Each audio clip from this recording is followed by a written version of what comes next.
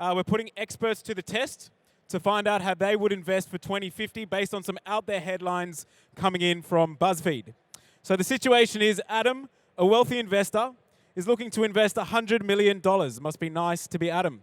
And wants our experts to pitch on how they would invest this money so that by 2050 they can afford to buy more than a coffee in Sydney. So our panel is made up of Tom Keeley. He's a real-life economist and host of Comedian vs. Economist. Welcome, Tom. Adam Keeley, a real-life comedian and host of Comedian vs. Economist. Yeah. And our panel of experts, we have Kieran Moore, who's portfolio manager at Munro Partners. We have Harrison Moot, investment manager at TDM Growth Partners. And we have Vihari Ross, head of research, head of core series, and portfolio manager at Magellan. We'll leave you guys to it, so take it away. Thank you. Oh, the disclaimer. Entertainment and education purposes only. This does not constitute financial advice. Thank you. Thank you. Me. Yeah, you. I'm just going to stand as well. Hi guys, can you all hear me? Hey, welcome. Look, my name's Adam. I'm the host of Comedian vs. Economist, and joining me as always is my little older brother and real-life economist, Thomas. It's a real pleasure to be here. Are there any CVE fans in the audience? Just as a show of hands. Hey, nice one. Thank you so much. So we're going to have a lot of fun today. We've got some experts with us. We've got Kieran, Harrison, and Vihari. I've apparently got $100 million, and they're going to tell me how to spend it. So Thomas, maybe you can run us through how the game's going to work. Yeah. So I'm going to go back there. Yeah. So we got Adam. The idea is how do we invest for 2050? How do we get ahead of the big mega trends and see some blue sky thinking? Idea is Adam's got $100 million to invest. Hypothetically, we're going to imagine that he's an unsophisticated retail investor. That's quite a stretch for Adam. Yeah. He's dazzled by lasers, robots, anything tech he gets excited about. So that's where he's going to be looking to put his money. We have 3 of the hottest young investors in the country. They're going to pitch to Adam and try and win his money. That's the game. We wanted to make it relatable, so I've got $100 million as an unsophisticated retail investor. So quick show of hands, who doesn't have $100 million ready to invest right now? Okay, oh, right, we probably missed the mark on that one. Yeah. So we're going to go through, to start off, we're going to look at some BuzzFeed headlines from 2050. That's going to give us an idea of what kind of tech we're looking at coming online in 2050. And the winner today is going to walk away with a prize. May have slightly underestimated the size that we needed for the trophy, but here it is, majestic. It's a little emoji, a little rocket ship emoji trophy. So that'll be going to the winner. So it is, yeah, it's all on the line. All right, Tom, you ready to crack on? Into it. There's some headlines. Yeah. So first of all, we got man puts kebab in 3D printed Hadron Collider. You won't believe what happens next. Since we all went to a 2-day work week, I've been a little bored, he says. So, Tom, what's the implied tech we're looking at here, apart from really significantly relaxed council regulations? Yeah. No, so apart from that, we've got a 2-day work week. We've got 3D printing, advanced 3D printing. That's a big part of the future. Democratization of knowledge, so everyone's able to access plans for everything. And we have an abundance of cheap energy. Somehow sustainable energy has been created that we can run a Hadron Collider from home. All right, and the next headline we got is the brutal battle for Cowtown. PETA activists launched drone strike on orbiting cattle ranch to protest ZG beef. Thomas, ZG beef, what's that? Zero gravity beef. It improves marbling substantially, but PETA say the practice is unethical and cruel. Ooh. AI mining. Applied tech there, we've got orbiting O'Neill cylinders. So O'Neill cylinders are big cylinders that create their own gravity. We've got the weaponization of drones, and we also have the offshoring of heavy industry. This is something that Jeff Bezos was talking about a couple of months ago, saying all the carbon-intensive industry, we can just take that off-planet and not such a problem. What are they going to breathe, these cows? I don't know how they're going to breathe. All right, what do we got next? Man creates app for his Bimmy. There's a little term you might hear a lot more of in the future, that replaces every human face he sees with the face of his dead wife. I'm crying right now. I don't know why you would do that. I'm hoping it's a photo from when she was looked really healthy and not like a live stream corpse or something. It's probably not what you're after. Thomas, what are we looking at here? So the implied tech is brain-machine interfaces. These are hardware devices that fit into your head, which obviously implies advanced nanotech and nanosurgery. Also got augmented and virtual reality, but the augmented and reality is taking place inside your head, not outside in glasses. All right, Kendall Jenner left a coffee mug on top of her Ferrari Porb. Now NASA wants to fine her $150 million to clean up her space junk. Thomas, what's a Porb? A Porb is a personal orbiter, so a personal drone capable of low Earth orbit. That's a big part of the tech, personal flying vehicles. Space junk's going to be a massive problem in the future. And we've also got life extension and advanced cosmetic surgery. Brilliant. All right, this is the last one? Yep. AI-coordinated rolling strikes crippled deep earth mining last week as autonomous rigs demand lift to 0.005 BTC base rate. Yeah, so we've got... Shaking heads. Yeah. Yeah, so we've got deep earth mining, which is like regular mining, but deeper. We've got AI and advanced automation, and Bitcoin is still pumping in 2050. All right, so there you have it. Do you want to go to the next slide? Yeah. So there we have it. There's all of the tech that we're looking at. I've got $100 million that I'm looking to deploy responsibly. Yeah, this is what we're dealing with. We've got a few minutes each for our experts here. Put it all on the line. Let's see what we can come up with. Guys, I'm going to need your help, all right? So maybe, if you like what you're hearing, feel free to clap and cheer at the end of each one. I'm really not good at big decisions like spending $100 million. So if you can help me out, that'd be great. But why don't we kick it off? Kieran from Munro Partners, please tell me how I should invest in this future. Awesome. Adam, you've come to the right person because the equity market, we think, is a game of lots of losers and very few winners. So you've come to the right people. So as a growth investor, we're always looking about what's next. What's coming next in the equity market? What is the next big opportunity for investment? And these themes here, a lot of them touch on this augmented reality or virtual reality. And so what we do day in, day out, is look at what are the critical inputs? What are the critical companies that provide the solutions to invest in some of these technologies? Who are the picks and shovels in the boom? And so when we think about AI and when we think about virtual reality, what we're going to need is compute power. We're going to need faster and faster computers to deliver on applications that we've never seen before. And so what gives us compute power? We think it's semiconductors. So Adam, you're going to need some very fast semiconductors. So 2 seconds on the semiconductor industry, okay? This is an industry that's gone from $0 to $500 billion over the last 50 years. It's been driven by things like the mainframe, things like PCs and desktops, and now internet on smartphones. Over the next 10 years, with AI, with virtual reality, we think the semiconductor market is going to double in size again. 50 years, $0 to $500 billion. 10 years, $500 billion to $1 trillion. So what is fascinating about that is that there is only a very select handful of companies that you can invest in as an investor that can enable that proliferation of the semiconductor market, that can enable that very fast compute power that you're going to need for that AI and virtual reality. So companies that are critical inputs, we've got ASML listed in Holland. We've got companies like NVIDIA. These companies are going to be super important to deliver this compute power, to deliver this speed, to be able to do these kinds of applications in our everyday lives. Another headline here, the abundance of cheap energy. Okay, at Munro Partners, we are big believers in decarbonisation. We think it is the next big structural opportunity for equity markets over the next 30 years. If you think about what's going on in energy markets around the world, if you think how energy markets are going to evolve, in theory, in the future, if we're going to be using more and more renewables, why can't energy be free? Why do we have to pay for it? So what we would suggest is investing in companies that, again, who are those critical weapons manufacturers? Who are those critical inputs? The companies that enable this energy transition. That's how I'd be thinking about that one. Cool. Well, it's pretty compelling. Pretty compelling there, Kieran. Thank you very much for that. What do we think of Kieran? Who's spending their money? All right, nice.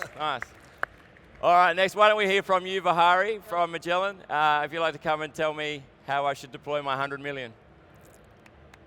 Give it up for Vihari, please, ladies and gentlemen. So for me, I really loved that Kendall Jenner headline. I love pop culture. The fact that the Kardashians are still going to be popular 30 years from now is a little bit scary, but a little bit expected as well. So I'm going to take a bit of a portfolio approach to investing for the future. Because ultimately, putting all your eggs in one basket is not necessarily the right thing to do. The first thing that jumps out in that headline to me is the desirability of brands. We're always very focused at Magellan on how the world may potentially change over time. But, as French philosophers would say, plus ça change. The more that things change, the more that things stay the same. And the one thing that really resonates for me is the ongoing desirability of brands. She has a Ferrari branded Porb. And so you're in this situation where people are still want to look cool, they still want to show off to their friends, they still want to look like they're richer than their mate down the road. So desirability of brands, Ferraris, Chanel handbags, Dom Perignon, these are the things that make us who we are. And, possibly Kris Jenner will be 60% cyborg in 30 years' time, but the rest of us are going to be human beings. So invest behind brands. And that reminds me of another thing that doesn't change. The human element comes to the fore, which is the desirability of coffee. So climate change is going to destroy half of the land around the world that produces coffee. So that means coffee is going to become a luxury good. No wonder Kendall Jenner is flashing her coffee mug all around the place.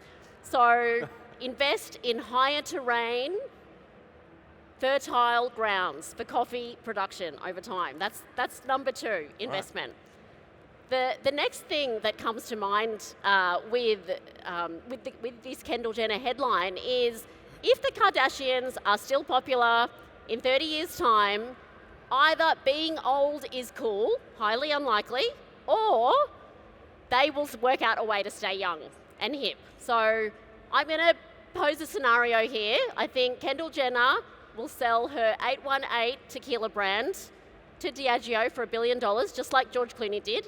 And then she's going to co-invest that with Kim Kardashian's new Sky Partners private equity fund to invest in IV gene therapy. They're going to stay young. If Kris Jenner taps you on the shoulder for a bit of venture capital investment in her gene therapy IV, I would get on board with that. Right. And the last thing I would sort of suggest here in this portfolio is the thing about the Porb. What does the Porb actually mean? If you are able to orbit the world, SpaceX says personal orbital devices will get you around the world in an hour and a half in the future. That's incredible. It means you can live anywhere, you can commute anywhere all around the world instantly. And what that means for me is that you will be going places. You will be going places all around. You won't be liaising with people in virtual reality. That's boring. You want to engage with people. You want to be in the world, connecting with people. So I think metaverse. I'm going short the metaverse. No one wants to meet in virtual reality in the future. It'll be a whole bunch, billions of dollars thrown at this technology, which was a bit of fun for a few gamers, but ultimately didn't make it. And on the other hand, there is going to be an enormous need for commercial infrastructure, for landing these pods and for parking these pods when we all meet up. So I think the people who have called the death of the commercial car park may be wrong in 30 years' time. That's my last one.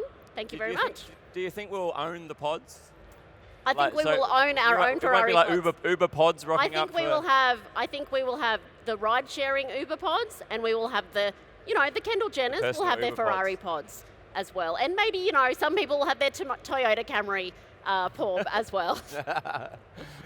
Thanks, Vihari. It sounds like maybe investing in Kendall Jenner might actually be a really smart move. Let's back that one. She's planning to be around for a long time, if nothing else. Yeah. So there's that. All right, let's give it up for Vihari. What do we think about Vihari's pitch? Some good diversification in there.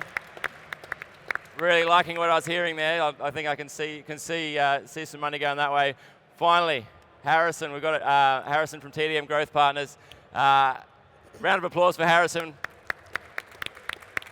Harrison, where should I spend my 100 million? So if you want to build all this stuff for the future, you've got flying cars, you've got semiconductors, you need minerals to do it. And so for the last 500 years, humanity has discovered new minerals by building big holes in the ground. But in 50 years, all those easily accessible minerals are no longer be there. So the next stage in mining globally is to go down and to go deep. So I think the first big thematic that people don't appreciate is the power of deep earth mining over the next 50 years. We're actually looking at a business in the space at the moment, so I'm not going to give you the ticker, but that is an area that we think is very exciting. I'll give you 90 million if you give me the ticker. Maybe we can talk about it after. So the second one is AI and advanced automation. I think that AI we're already seeing impact every industry today. If you look at healthcare, it's no longer becoming man or machine, but it's becoming man plus machine. In terms of diagnostics, imaging, blood testing, the power of AI and the power of big data in analyzing these sample sets is enabling us to do things that we've never done before. And it's actually riffing off what Kieran said. What enables that AI, what enables that automation is semiconductors. So we think that's also going to be another massive area of growth through to 2050. And lastly, are there any Bitcoin supporters in the audience? You! Gee, that's a tough crowd. So I think at the moment we've seen inflation globally. We saw earlier in the week inflation in the US is 8.5%. People are losing confidence in the US dollar as the global reserve currency. And so I think putting 5 to 10% in Bitcoin as the future global reserve currency and a potential 100 to 1,000x is a great bet to make. So that's my third and final bet for 2050. All right. Thank you, Harrison. Well played. I was already planning on putting most of it into Dogecoin, so I guess I could pivot into Bitcoin. But yeah, we'll see how we go. Give it up for all of our experts here today. So yeah, Kieran, obviously semiconductors, big thematic there. What stocks did you mention? What are we looking at? I mentioned a couple of examples, ASML and NVIDIA. So they're the critical components that we think it can deliver on those semiconductors. Yeah. You're going to need faster and faster compute power to do all these things. You're going to need companies like that. Yeah. I'm going to need fast compute power just to look at my portfolio. 100 million, I'm ready to go. Vihari, so yeah, anything else you wanted to add? We talked a lot about Kendall Jenner and coffee. I'm excited to hear that coffee's staying around. Yeah, lucky you've got 100 mil. What's that? You'll need 100 mil to afford the coffee. 100 mil to afford a coffee? Yeah. We're not far off that now. Inflation keeps going the way it is. Yeah. Well, maybe we'll all just be drinking Blend 43, right? That doesn't count as actual coffee. All right, and finally, Harrison, deep earth mining. So do you think we're going to make it into outer space and maybe shift away from mining the planet that we're on, instead start mining planets that other people are on? I think we'll be surprised how much we've got further and deeper underground in Earth. Yeah. And particularly, it's a lot less environmentally damaging than open cut mines. And so I think it's actually going to be an area people are quite surprised. Australia's the global leaders in underground mining. And so I'd encourage you to have a look in WA. There's some very skilled deep miners there. Right. And we think that's a genuinely interesting area. Yeah, cool. All right, Thomas, I haven't given you an opportunity. Do you have any questions to ask on my behalf? As I would normally defer to you for most of my expert opinion, I'm blessed to have three experts up here as well. But Thomas, before I drop 100 million, you got any thoughts? Our family's riding on this, obviously. Yeah, no, I don't know. Yeah, no, I haven't really got much there. I'm sorry. That's why they pay him the big bucks. Yeah, I'm a little overwhelmed by the visions here. Like, yeah, cool. Yeah. All right, well, I'm going to need some help, so maybe we'll go through one more time. Can I have a round of applause for everyone who would give Kieran their $100 million? No. Oh, no, I'm not giving you any money. You're even getting applause from Harrison. I'd give so him that's my money. Even I'd give him my money. All right, Vihari was up next. Who'd give their 100 million to Vihari? Oh, some cheering. Some cheering from the back. I like it. All right, finally, Harrison. Who would give their 100 million to Harrison? Let's hear it. The girlfriends. Oh, wow. Look, I think it's some really great conversations, some really great ideas. But I think for the cheering and wahooing from the back, it's got to go to Vihari. So Vihari, congratulations. I like the diversification. I like I'm excited about where the future's going, and yeah, you can have my money. Thank you. Me too. Yeah. Awesome. All right. Yeah, that just about does us here. Yeah, lots more to see and do here at Equity Mates FinFest. We're having a blast. You're going to catch all of us here. We're going to be in the Equity Mates studio, do some Q&A if you want to come in and find out more. They've all got talks. And you've all got, do you want a quick plug for your other talks you're doing here at FinFest? Green Room, 15 minutes, decarbonisation, the next big structural opportunity in equity markets. 30 years worth of investing. Brilliant. Yep, and I've got 2:10 straight after you. I'm doing Have Your Cake and Eat It Too, Invest for the Long Term. Awesome. And 2 o'clock, I'm doing half an hour on hypergrowth in one of the tents, so you have to figure that out. I need to find out. Excellent. All right. Thank you guys so much for tuning into this. Thomas and I are Comedian versus Economist. We'd love it if you subscribe to the podcast. Checked it out as part of Equity Mates Media Network. But that's it from us. Thank you guys so much. Equity Mates. I will say this about investing. Everything you do learn is cumulative. What I learned at 20 is useful.